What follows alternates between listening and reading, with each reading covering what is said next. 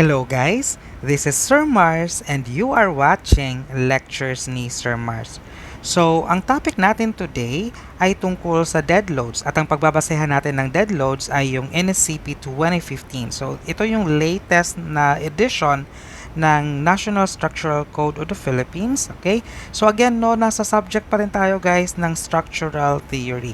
Okay? So again, i-review muna natin guys yung ating tatlong classes of loadings. Ito yung dead loads, live loads, at environmental loads. Okay? So iisa-isahin natin sila. And sa ngayon, unahin muna natin yung dead loads. Okay? So let us first define ano ba yung dead loads. So, dead loads are gravity loads. Pag sinabi natin gravity loads, ito ay downward yung kanilang direction, always downward. So, these are gravity loads of constant magnitudes. Ibig sabihin, hindi nagbabago yung amount ng load and fixed yung positions that act permanently on the structure. So, yung dead loads natin are yung weight of the structure itself. So, ang tawag natin dito sa weight of the structure itself is the self-weight na dead load, and the weights of any objects that are permanently attached to the structure. Ang tawag natin dito is the superimposed dead load. So again guys, no, meron tayong dalawang klase ng dead load. Yung weight of the structure itself, ang tawag natin dyan ay self-weight, and yung weight of any objects that are permanently attached to the structure, ang tawag natin dyan ay superimposed dead load. Okay, so yung pagbabasehan natin guys para sa topic natin today ay yung section 204 ng NSCP 2015.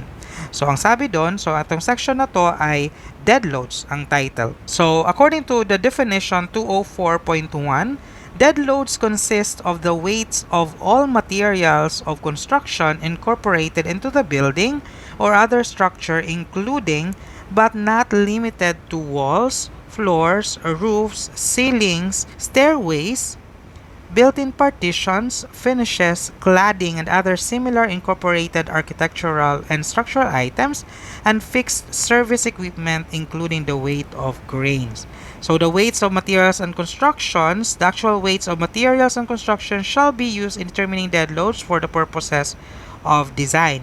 In the absence of definite information, it shall be permitted to use the minimum values of in tables 204-1 and 204-2. Ayun, so yun na nga guys, no. So sa NSCP 2015, meron tayong dalawang table na pwedeng pagbasehan para sa dead loads. Ito ay take note mga minimum na mga values ito. So in other words, kung for example nagde-design ka pero yung inyong actual na mga dead loads ay higher than the values na nandito sa table, then yung gagamitin nyo is yung actual na mga dead loads. So again, ang mga nandito sa table na to ay mga minimum na dead loads for the purposes of designing. Okay? So, meron tayong dalawang table dito guys. That is, yung una is yung table 204-1.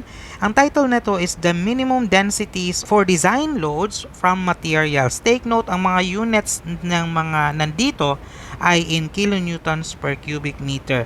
So, ito ay mga minimum densities or minimum na mga unit weights ng mga materials. Okay? So, again, yung ating unit dito is kilonewtons per cubic meter. Okay? So, nandyan na yung aluminum, bituminous products, brass, bronze. So, nandyan pati yung mga concrete, plain concrete, reinforced concrete, and so on and so forth. Okay? So, ngayon, dito tayo ngayon sa pangalawang table, which is yung table 204-2. So, ito ay minimum design dead loads at ang unit na nandito naman ay kilopascal. Okay? So, take note guys, no? So, magkaiba yung unit na nandito. So, sa unit na kanina, pero you can use any of these tables as long as mahanap mo yung mga dead loads na gagamitin mo para sa design. Okay? So, dito sa minimum design loads sa table 204-2, medyo specific yung mga nandito. So like for example, kung gumamit ka ng ceiling na acoustical fiberboard, then you will have to use as minimum na design load yung 0.05 and so on and so forth. Nandiyan na din yung mga floor fill, floor and floor finishes, covering sa roof at saka sa wall, sa frame walls.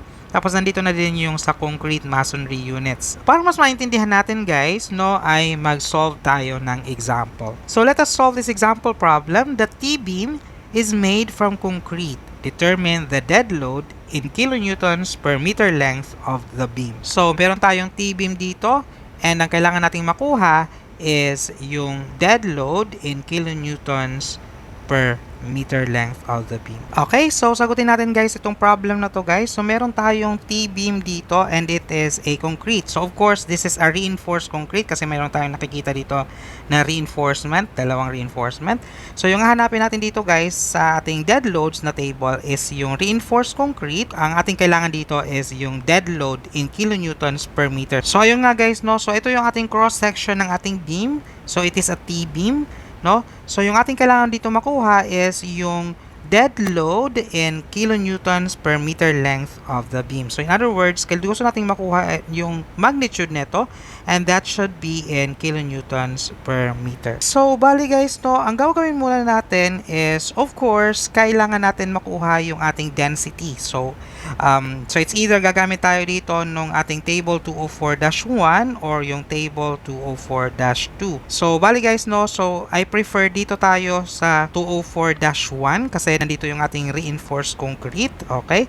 So, para sa reinforced concrete, andito sa may part na to, i-highlight lamang natin. So, nandito yung ating reinforced concrete. So, meron tayo dito ang tatlong reinforced concrete, yung cinder, yung slag, yung stone including gravel. So take note guys, pag walang na-mention kung cinder siya or slag, automatically dun siya magfo-fall sa stone including gravel. So in other words, ang ating gagamitin dito na density is 23.6.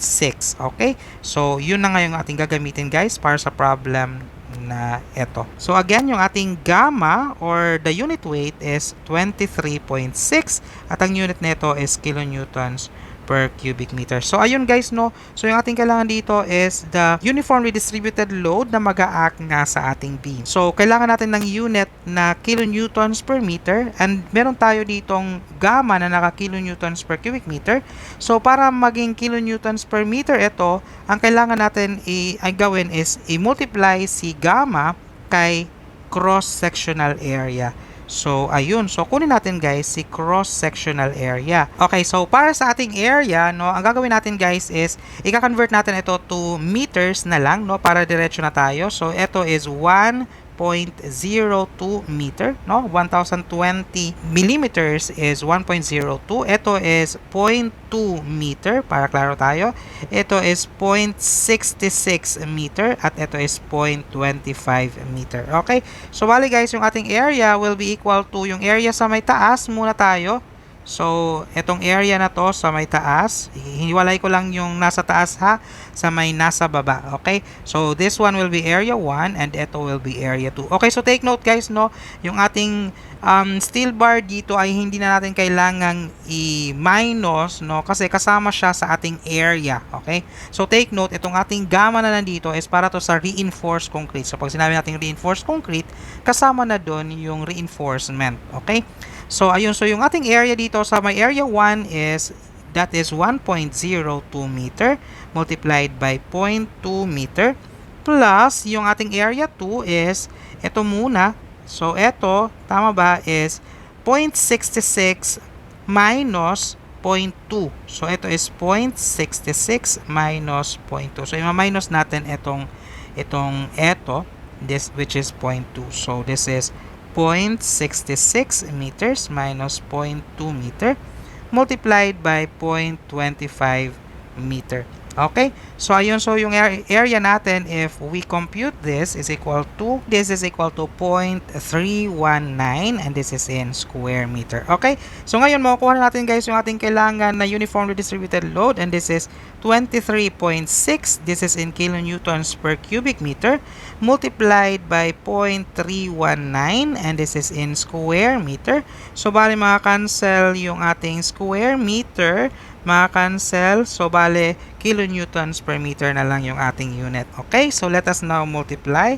At ang lalabas is, this is 7.5284 and this is in kilonewtons per meter. So, yung sagot natin is this one.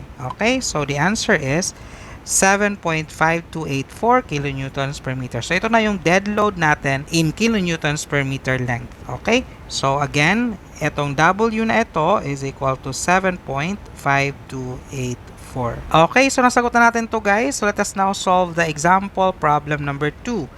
The floor of a light storage warehouse is made of 150 millimeters thick, lightweight plain concrete. If the floor is a slab having a length of 7 meters and width of 3 meters, determine the resultant force in kilonewtons caused by the dead load. Okay, so para masagot natin tong problem na to guys, no, gumawa muna tayo ng illustration. Okay, so meron daw tayong floor or isang slab na meron siyang dimensions na 7 meters by 3 meters. Okay, so magdodrawing muna ako, tapos yung kanyang thickness nga daw is 150 millimeters thick. Okay, so ito na nga guys, no? So ito na nga daw yung ating slab at yung kanyang dimension nga is 7 meters dito.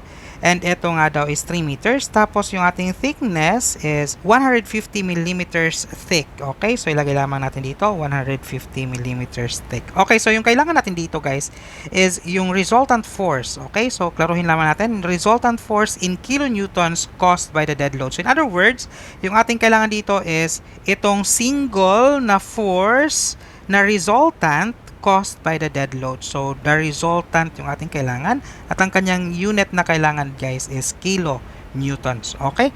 So, ayun. So, ang gagawin natin dito guys is yung resultant yung ating kailangang makuha. So, maglagay lamang tayo ng subscript dito ng dead load, no? Kasi nga, ito ay resultant ng dead load. Okay? So, ayun. So, ang gagawin muna natin is kailangan natin of course ng ating dead load. Okay, so ang sabi dito, ito nga daw na slab na to is a lightweight plain concrete. Okay, so maghanap tayo ng lightweight plain concrete doon sa ating mga table. Okay, so dito tayo sa table 204-2. Okay, so meron ditong lightweight concrete. Ito yun, no? So anuhin natin.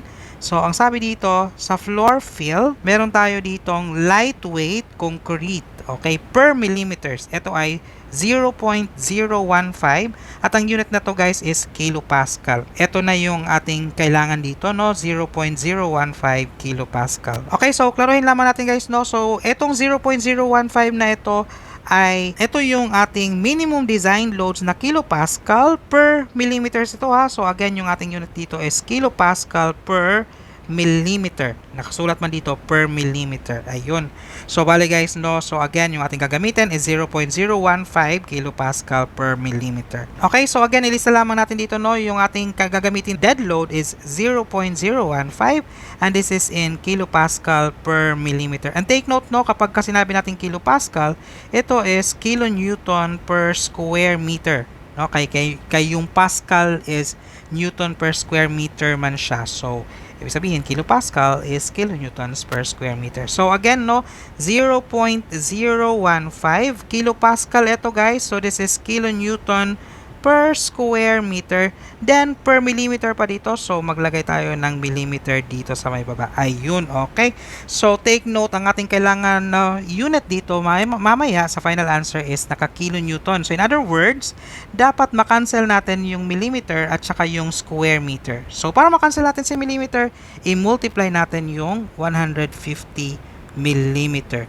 Then para makancel natin si square meter, i-multiply natin yung dimension natin ng ating slab which is 3 meters and 7 meters. So ayun, no. So bale guys, no, the resultant dead load natin will be equal to, this is 47.25 and this is in kilonewton. So ayun, so nasagutan natin yung ating problem. The resultant force natin caused by the dead load is 47.25. So ang dali, no, 47.25 kilonewton. So I hope naintindihan natin guys kung paano i-solve itong problem na ito. So again, if you have questions, mag-comment lamang kayo sa ating comment section. Okay, so sagutin naman natin guys itong last natin na problem, example problem para sa dead loads. Okay, so the floor beam in the figure is used to support the 2 meter width of a lightweight plain concrete slab having a thickness of 100 millimeters. Okay, so meron daw tayong beam dito. Ito yung ating floor beam. Okay, then it supports a 100 millimeter. Ito yung nagsusupport. So yung ating beam is supporting a plain concrete slab with 100 millimeter na thickness. Okay, so it has a 2 meter width na slab. Okay, the slab serves as a portion of the ceiling for the floor below, and therefore its bottom is coated with plaster. Furthermore, a 2.45 meter high, 300 millimeters thick, lightweight, solid concrete block wall is directly over the top flange of the beam. Determine the loading of the beam measured kilonewtons per meter length of the beam. Okay? So, let us solve this problem, guys. So, ito is medyo ang dami na ditong mga dead loads na kailangan natin i-consider. Okay? So, para klaro lamang tayo, guys, no? Yung gusto nating malaman dito is yung loading of the beam measured kilonewtons per meter length of the beam. So nasabi natin kanina na meron tayong dalawang klase ng dead load, and that is yung self-weight and the superimposed dead load. Okay? So yung self-weight, kung since si beam man yung ating pinag-uusapan dito, yung sinasabi nating self-weight is yung weight mismo ni beam, which is hindi siya given sa problem. So in other words, let us neglect the self-weight in this problem. Okay? So yung ating pag-uusapan lamang dito, yung ating kailangan na load dito is yung superimposed lamang. Ito yung load na nag-a-act sa ibabaw ni beam. Okay? So, yun lamang yung ating i-consider. Okay? So, ito ating kailangang makuha. This is W. Ang ating unit is in kilonewtons per meter. Okay?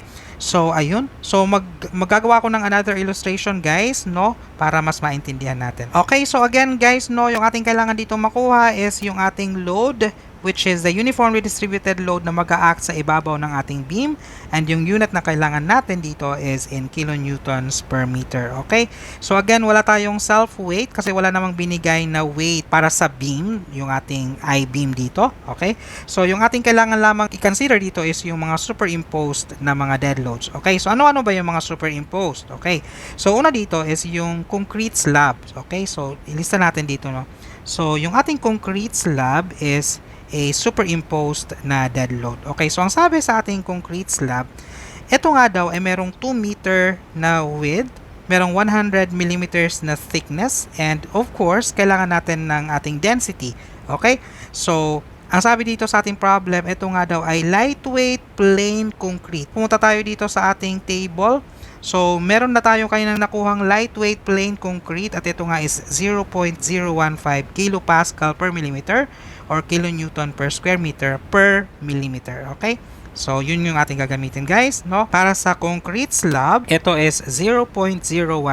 This is in kilonewton per square meter per millimeter. Ayun. So, i-multiply natin dito muna yung ating thickness na 100 millimeters. Makakancel na dito, no, yung ating millimeters. 1 meter pa yung ating kailangan makancel. So, bali, ang gagawin natin dito is i-multiply natin yung ating width, which is 2 meters para makancel natin yung 1 meter. Okay?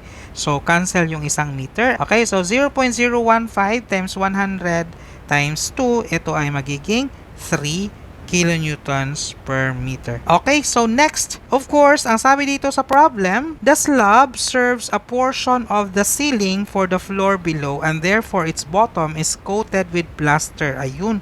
So, meron daw tayong plaster ceiling. Kailangan nating makuha yung ating density para dito. Okay, so dito tayo, guys, sa minimum design load sa table 204-2 sa ceiling.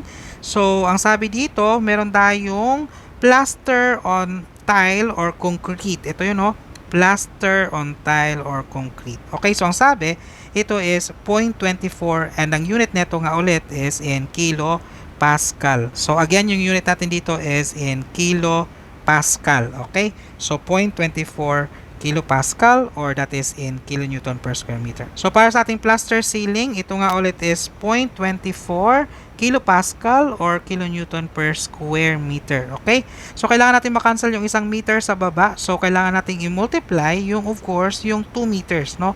Take note na yung slab, sa ilalim ng slab ay meron tayong plaster. So, ibig sabihin, yung 2 meters din yung width ng plaster. So, 2 meters ito. So, bale guys, no, ang magiging result nito is 0.48 kilonewtons per meter. Nakuha na natin, guys, yung dalawa sa mga superimposed dead load, yung slab at saka yung plaster ng slab.